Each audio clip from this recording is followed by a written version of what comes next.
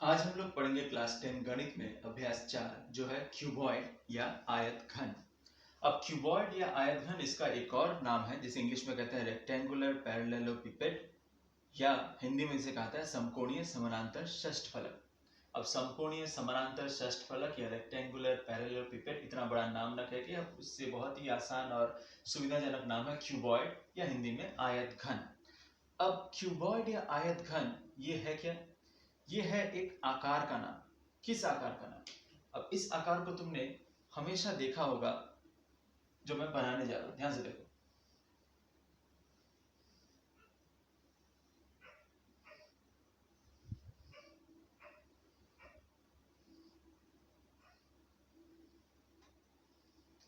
ऐसा आकार यानी एक बॉक्स का आकार तुम्हारे आसपास जो भी वस्तु है उसमें तुम्हें कहीं ना कहीं ऐसा आकार तुम्हें दिख ही रहा है, तुमने देखा भी होगा। अब इस बॉक्स के आकार को ही असल में बोला जाता है क्यूबॉइड या आयतघन। अब इसकी विशेषता क्या है? अगर इस बॉक्स को तुम ध्यान से देखो, जैसे उदाहरण के लिए अगर मैं तुम्हें एक बॉक्स दिखाऊं तो मान लो ये एक बॉक्स है मेरे पास, ठीक है। इस बॉक्स को अगर तुम ध्यान से देखो तो इसमें कितने तल है यानी कितने साइड्स हैं। अगर तुम इसे ध्यान से देखेंगे तो कितने तल हमें मिल रहे हैं। तल यानी ये एक तल है, ये पूरा एक तल है, साइड में एक तल है, इस साइड में एक तल है, पीछे एक तल है और ठीक नीचे भी एक तल है। तो ऐसे कितने तल तुम्हें दिख रहे हैं? देखो ध्यान से। तो हम देख रहे हैं ऊपर एक तल है, नीचे एक तल है, ऊपर एक तल है, नीचे एक तल है, साइड में एक तल है, इस साइड में एक तल है और इधर सामने की तरफ तल है, ठीक पीछे की तरफ भी एक तल है। यानी कुल मिला के 1 2 3 4 5 और ये 6, यानी कुल मिला के 6 तल है। यहाँ पे भी तुम्हें दिख रहे होंगे वो तल।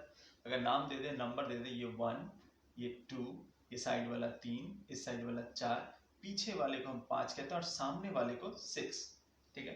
तो 6 तल दिख रहे। और क्या खास बात इसमें दिख रहे हैं तुम्हें? देखो यहाँ पे कुछ भुजाएं मिलेंगी। जो दो तलों को मिलाने वाली जो रेखा है उसे हम कह सकते हैं भुजा या एज कहते हैं जिसे। कितने एज मिल रहे हैं देखो, 1 2 3 4 5 6 7 8 9 10 11 और 12, कुल मिला के 12 एज मिल रहे हैं या भुजा मिल रही है। और शीर्ष बिंदु यानी वर्टेक्स,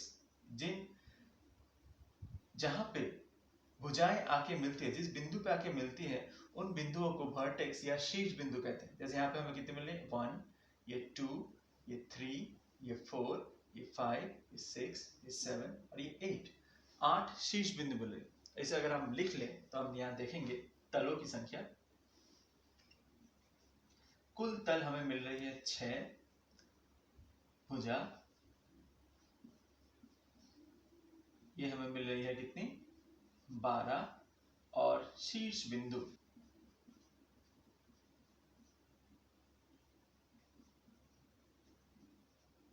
ये हमें मिल रही है 8, ठीक है।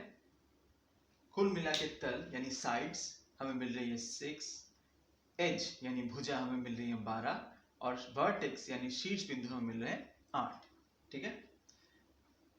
इसमें क्या तुम्हें कुछ और खास बात दिख रही है? ध्यान से देखो, किसी भी एक क्यूबॉइड को ध्यान से देखो जिसमें कि हमें 6 तल दिख रहे हैं।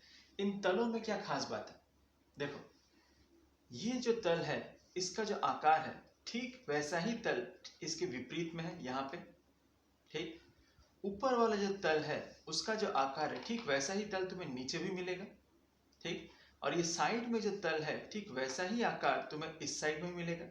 यानी यहाँ पे जो 6 तल तुम्हें दिख रहे हैं, इन 6 तलों में हर विपरीत के तल दोनों एक दूसरे के समान है। जैसे एक का विपरीत अगर 2 है तो 1 और 2 जो तल है ये दोनों एकदम एक जैसे हैं, एक समान। 3 और 4 तल एक समान है और 5 और 6 तल ये भी एक समान है। क्लियर हुआ?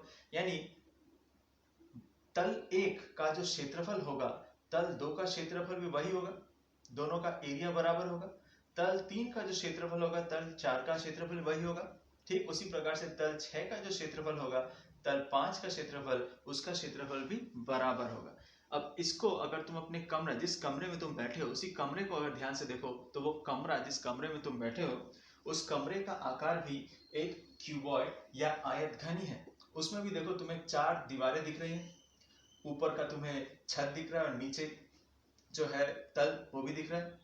तो ये जो 4 दीवारें तुम्हें कमरे की दिख रही है, उन चारों में देखो विपरीत की दीवारों का आकार जो है एकदम बराबर है, चाहे वो 4 और 3 हो, चाहे वो 5 और 6 हो। और ऊपर का जो छत तुम्हें दिख रहा है और नीचे का जो तल है, इनका आकार भी बराबर होगा। तो ये खास बात है कि एक क्यूबॉइड में विपरीत के तलों का आकार क्षेत्रफल हमेशा बराबर होता है। ठीक, अब ध्यान दो, किसी भी क्यूबॉइड में अगर ये तल हमें दिख रहे हैं, 6 तल दिख रहे हैं, 12 भुजा और शीर्ष बिंदु है, तो ये जो भुजा है, इन भुजाओं का एक मान होगा। और उसमें ध्यान दो, इस भुजा को अगर हम लंबाई L से चिन्हित करें तो ऐसे लंबाई कितनी है, यहाँ से यहाँ तक का जो मान होगा, सेम लंबाई यहाँ से यहाँ तक भी होगी, सेम लंबाई यहाँ से यहाँ तक भी होगी, सेम लंबाई यहाँ से यहाँ तक भी होगी। यानी इसकी एक भुजा को L मानेंगे, सेम हमें 3 और मिल रहे हैं, यानी कुल मिला के 4 भुजा है जिसकी लंबाई L है। ठीक उसी प्रकार से इस भुजा को, यहाँ से यहाँ तक की भुजा को अगर हम B यानी चौड़ाई मानते हैं, ब्रेथ, तो देखो इसके बराबर और क्या कौन कौन सी भुजा है, एक ये है, एक ये वाली भुजा बराबर है, ये वाली भुजा बराबर है, ये वाली भुजा भी B होगा। यानी यहाँ पे भी 4 हमें ऐसे भुजा मिली जिनका मान सेम है, B है। ठीक, उसी प्रकार से अब इस भुजा पे ध्यान दो, यहाँ से लेकर यहाँ तक इसका मान क्या है, H, इसको ऊंचाई मानते हैं, H से चिन्हित करते हैं।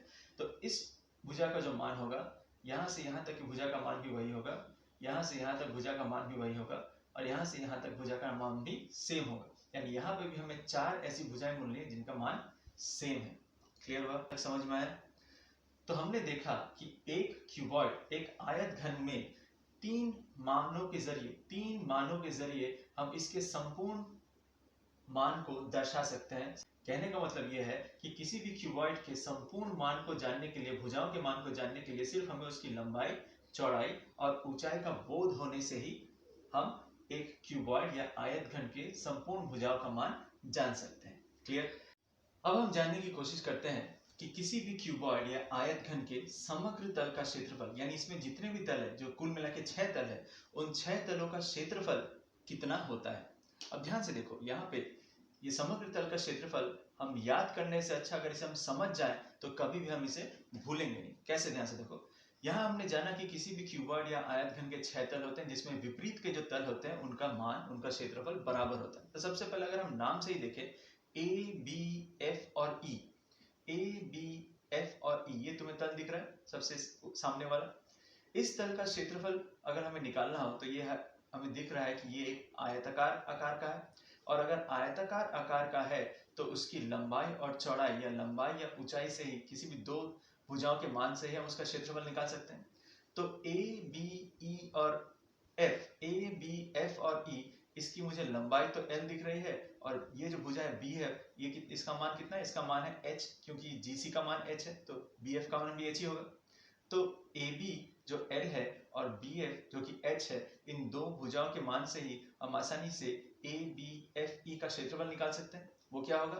वो होगा लंबाई गुने ऊंचाई, यानी ABF और E, इसका क्षेत्रफल होगा लंबाई गुने ऊंचाई। अब ध्यान दो, ये लंबाई गुने ऊंचाई जो कि है ABF और E का क्षेत्रफल, सेम ऐसा ही तल हमें पीछे भी मिल रहा है जो है DCG और H, क्योंकि हमें मालूम है विपरीत के तल का क्षेत्रफल बराबर होगा। तो ABFE का जो क्षेत्रफल होगा, DCGH का भी सेम क्षेत्रफल होगा, क्योंकि इसकी भी लंबाई L है और ऊंचाई H है। ठीक, तो L इंटू H क्षेत्रफल कितने हुए? 2 हुए, एक ABF और E और एक DCG और H। तो ऐसे कितने क्षेत्रफल मिले? 2। तो इसको हम क्या करेंगे? 2 इंटू L इंटू H। ठीक, इसके साथ हम जोड़ेंगे किसके? इसके क्षेत्रफल BCG और F। BCG और F का तुम देखो, यहाँ पे तुम्हें लंबाई मिल रही है असल में B, और ऊंचाई मिल रही है H। 2 भुजाओं का मान है B और H, जो कि एक आयताकार आकार का है, तो इसका क्षेत्रफल क्या होगा? B into H। अब BCG और F का जो आकार है, सेम टू सेम वैसा ही आकार तुम्हें A, D, H और E में मिलेगा, दोनों सेम है, यानी यहाँ पे भी 2 इंटू B इंटू H होगा। ठीक, प्लस इसके साथ जोड़ेंगे और एक कौन सा तल रह गया? ये ऊपर वाला EFG और H, EFG और H। इसके लिए क्या होगा? इसके लिए भुजाओं का मान मुझे चाहिए, ये मुझे मालूम है EF होगा L, क्योंकि A भी L है तो EF भी L ही होगा। FG का मान क्या होगा? BC के बराबर, BC अगर B है तो FG भी B होगा, तो मुझे 2 भुजाओं का मान मिल गया L और B, तो इसका क्षेत्रफल होगा L इंटू B। अब ई एफ जी और एच का जो मान है same to same A B C D का मान होगा, विपरीत के तल बराबर है तो ये भी होगा 2 into L into B. Clear. अब यहाँ पे मुझे क्या करना है, 2 कॉमन ले लेंगे तो अंदर रहेगा L H plus B H plus L B. ये हो गया तुम्हारा संपूर्ण तल यानी टोटल सरफेस एरिया, संपूर्ण तल का क्षेत्रफल। क्लियर, ये हो गया उसका फॉर्मूला। अब ध्यान दो इसकी इकाई क्या होगी, यूनिट क्या होगी। देखो यहाँ पे अगर ये पूरा जो मान दिया हुआ है लंबाई चौड़ाई और ऊंचाई का अगर सेंटीमीटर में दिया तो यहाँ सेंटीमीटर इंटू सेंटीमीटर हो रहा है, centimetre into centimetre, centimetre into centimetre, यानी हर जगह सेंटीमीटर स्क्वायर हो रहा है। यानी सेंटीमीटर स्क्वायर अगर कॉमन लेंगे तो इकाई क्या आएगा, सेंटीमीटर स्क्वायर। अगर ये सब मीटर में दिया है तो यहाँ मीटर स्क्वायर में आएगा, मीटर स्क्वायर आएगा। अगर ये सब डेसीमीटर में दिया है तो यहाँ डेसीमीटर स्क्वायर आएगा, तो यहाँ डेसीमीटर स्क्वायर आएगा। यानी जब भी इकाई स्क्वायर में हो, वर्ग में हो, तभी हमें समझ जाना होगा कि वो इकाई क्षेत्रफल का होगा।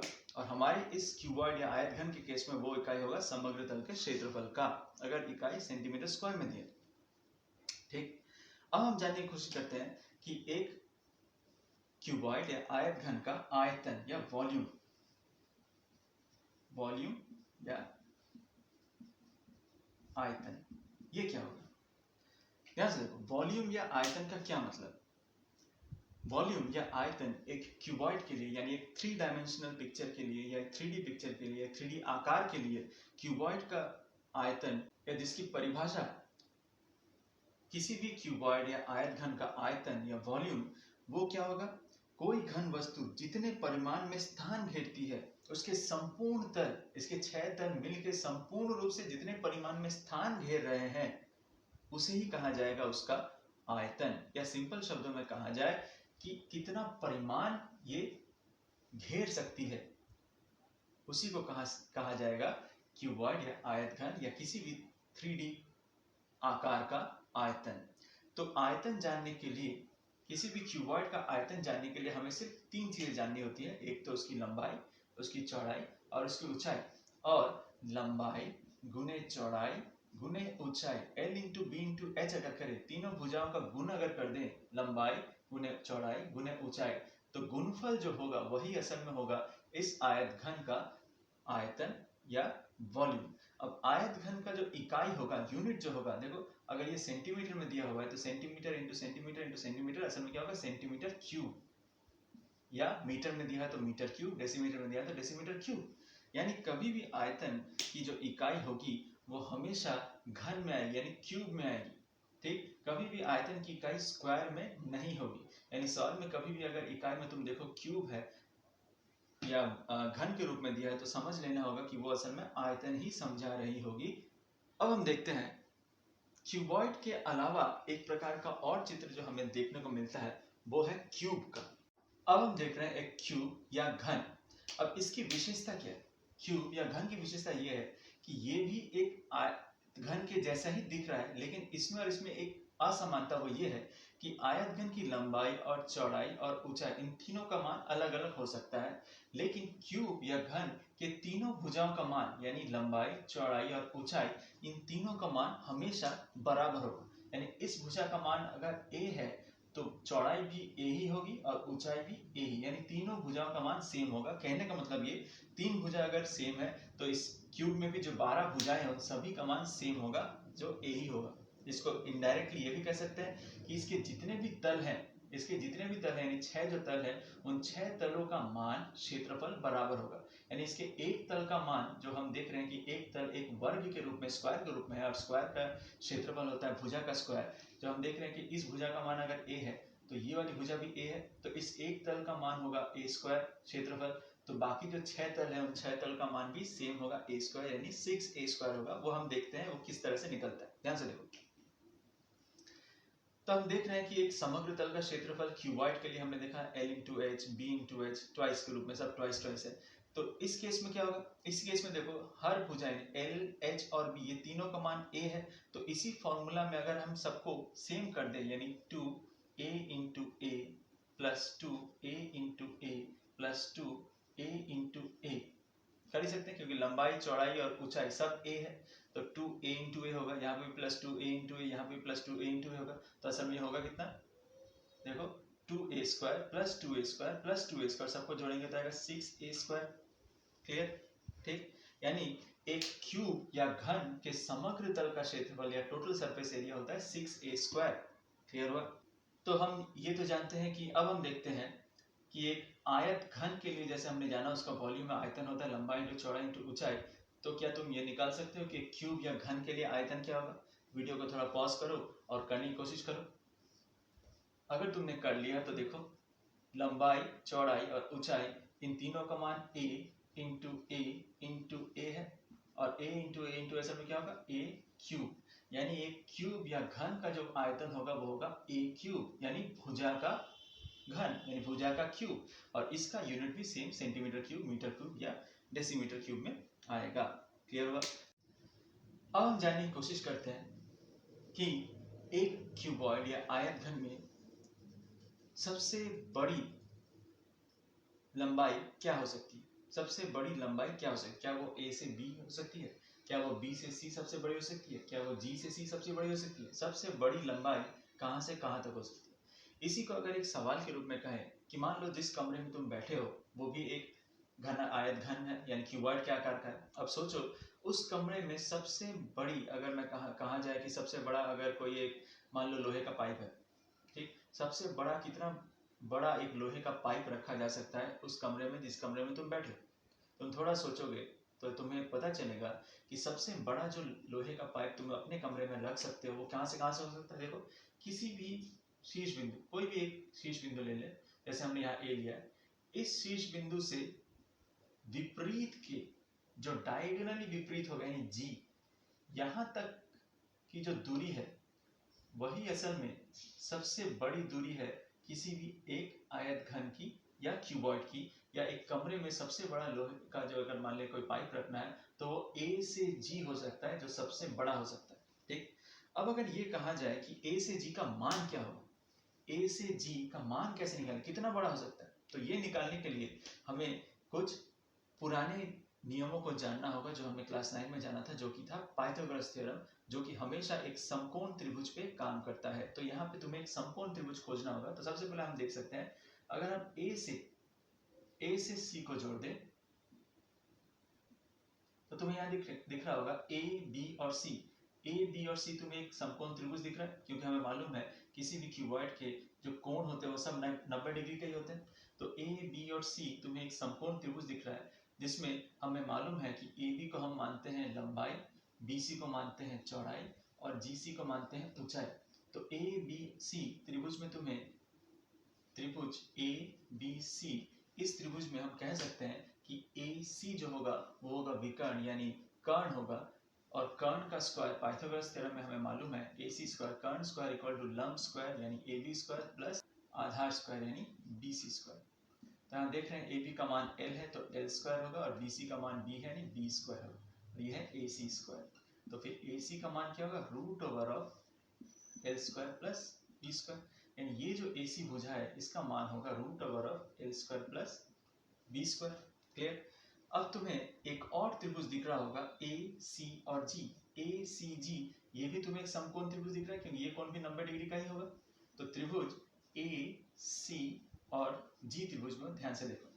ACG त्रिभुज को अगर तुम ध्यान से देखो तुम्हें दिख रहा होगा कि AG है वो है कर्ण तुम्हारा हाइपोटेन्यूज, AC तुम्हारा आधार है और GC तुम्हारा लंब है। तो यहाँ पे भी अगर हम लोग पाइथागोरस थ्योरम लगाएं तो हम लिख सकते हैं AG स्क्वायर यानी कर्ण का स्क्वायर इक्वल टू आधार का स्क्वायर यानी AC स्क्वायर प्लस लंब का स्क्वायर यानी GC स्क्वायर। अब हम मान लेते हैं AC का मान क्या है? Root over L square plus B square. तो AC स्क्वायर क्या होगा? उसका रूट हट जाएगा यानी बचेगा क्या? L square plus B square. और GC क्या है? देखो GC है तुम्हारा H यानी H स्क्वायर। तो फिर AG का मान क्या होगा? ये AG स्क्वायर है, स्क्वायर जब इस तरफ जाएगा तो रूट हो जाएगा यानी root over L square plus B square plus H square. यानी ये जो भुजा होगी AG इसका मान होगा root over of L square plus B square plus H square. Clear? समझ में? यानी किसी भी क्यूबॉइड का या आयत घन का जो सबसे बड़ी दूरी होगी A से G होगी, उसका मान होगा root over of L square plus B square plus H square. तो अगर उदाहरण के लिए मान लेते हैं कि L दिया हुआ है, मान लेते हैं 5, बी दिया है मान लेते हैं 2 और एच दिया है मान लेते हैं 1, 5 सेंटीमीटर, 2 सेंटीमीटर, 1 सेंटीमीटर। तो सबसे बड़ी दूरी यानी एजी का मान क्या होगा, एल स्क्वायर यानी 5 का स्क्वायर, मैं यहाँ करके दिखा दे रहा हूँ या यहीं पे करते हैं, 5 का स्क्वायर यानी 25 प्लस 2 का स्क्वायर यानी 4 प्लस 1 का स्क्वायर यानी 1, 25 प्लस 4 होगा तुम्हारा 29 और 1 30 यानी √30। यही होगा सबसे बड़ी दूरी। क्लियर हुआ? अब हम देखते हैं कि ये तो हमने देखा कि एक आयत घन के लिए सबसे बड़ी दूरी क्या थी, एजी थी, यानी विकर्ण की लंबाई एजी। ठीक, यही अगर एक क्यूब होता यानी घन होता,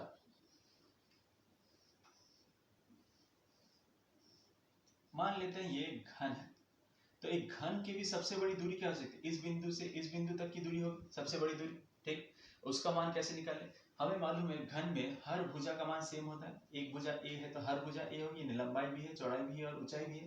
तो इसी फॉर्मूला में सेम जो ये फॉर्मूला था, इसी में एल बी और एच की जगह हम ए और ए लिखें तो इस केस में एजी का मान हो जाएगा √ए² प्लस ए² प्लस ए² जो आएगा √3a²।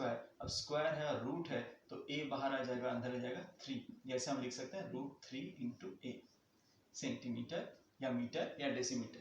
यानी एक घन के लिए, एक क्यूब के लिए जो सबसे बड़ी जो भुजा का मान होगा यानी विकर्ण का जो मान होगा वो क्या होगा, √3a विकर्ण। सबसे पहले हम ये सवाल देखते हैं, हमारे गोकुल ग्राम में 2 मीटर चौड़ा एवं 8 डेसीमीटर गहरा एक तालाब खोदा गया, यदि उसमें से कुल 240 घन मीटर मिट्टी काटी गई तो तालाब कितना लंबा है ज्ञात करके लिखें। तो देखो इस सवाल में क्या क्या दिया हुआ। सबसे पहले तो हम एक क्यूबॉइड या आयत घन बनाते हैं।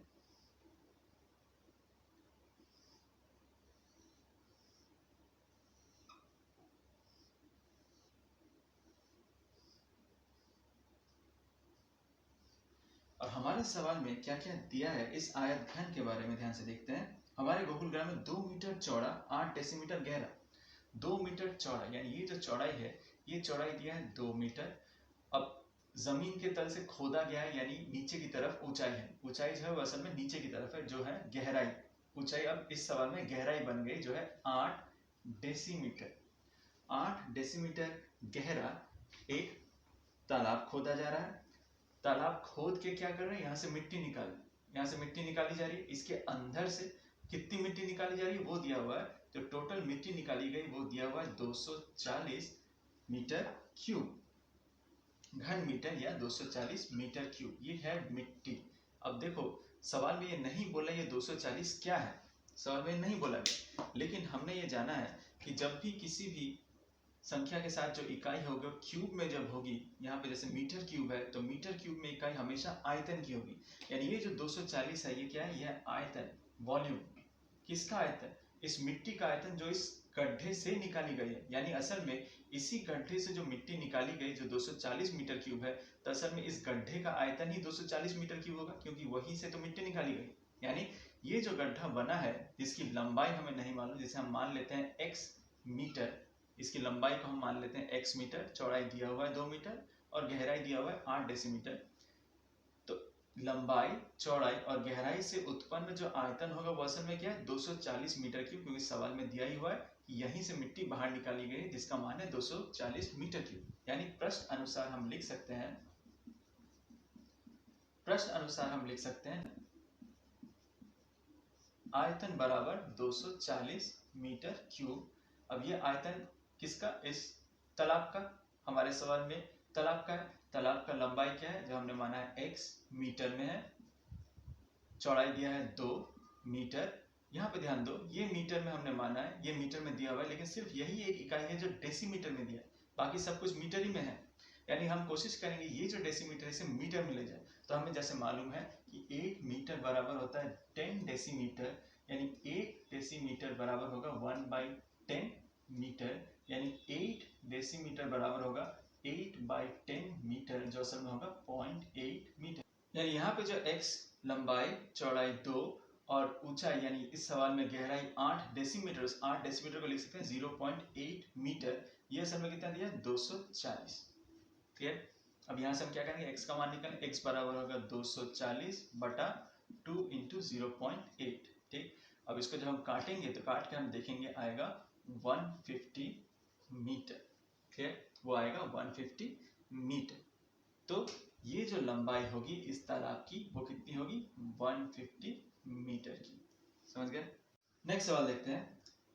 किसी घन के प्रत्येक भुजा को 50% कम कर दिया गया तो प्रथम घन और परिवर्तित घन के आयतन का अनुपात क्या होगा।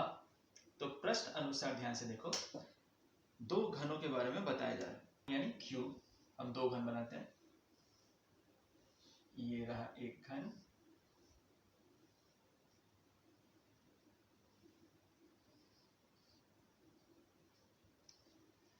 जिसकी एक भुजा, हर एक भुजा को हम मान लेते हैं 1 सेंटी। ए है, घन है तो हर भुजा बराबर ही होगी। लंबाई चौड़ाई ऊंचाई तीनों ए है।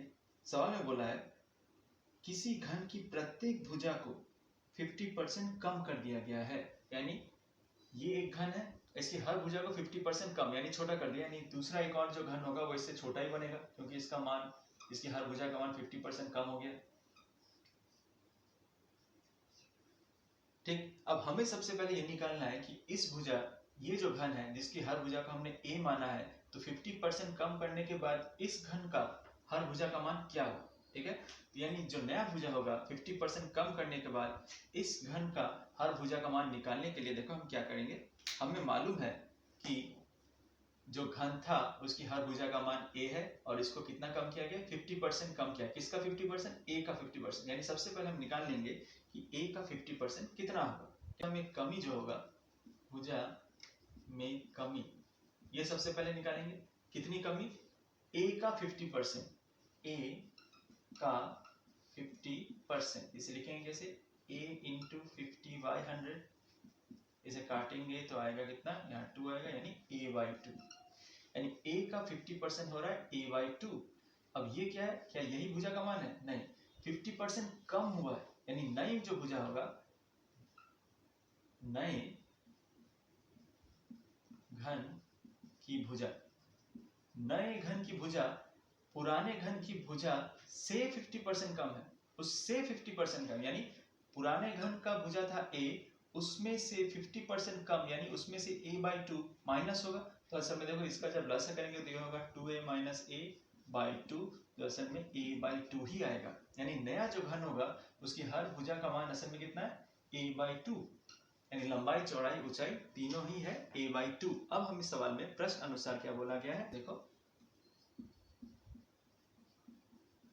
प्रश्न अनुसार हमें बोला गया है कि पुराने घन इसका और नए घन इन दोनों के आयतन का अनुपात। तो सबसे पहले हम जो पुराना घन जो था, ठीक, पुराने घन का आयतन, उसका आयतन अगर निकाले, आयतन वो क्या होगा, a क्यूब होगा, a इंटू यानी a क्यूब। और जो नया घन जो होगा, नया घन उसका आयतन क्या होगा, उसका आयतन होगा a/2 into a/2 into a/2, a/2 into a/2 into a/2, जो असल में होगा a³/8। ठीक है, अब नए घन, पुराने घन और नए घन के आयतन का अनुपात निकालना, यानी आयतन का अनुपात फिर क्या होगा, होगा a³ बटा 8। देखो a³ कट गया, ये 8 अगर ऊपर चला जाए तो आएगा 8:1, यानी ये होगा तुम्हारा आंसर 8:1। क्लियर हुआ।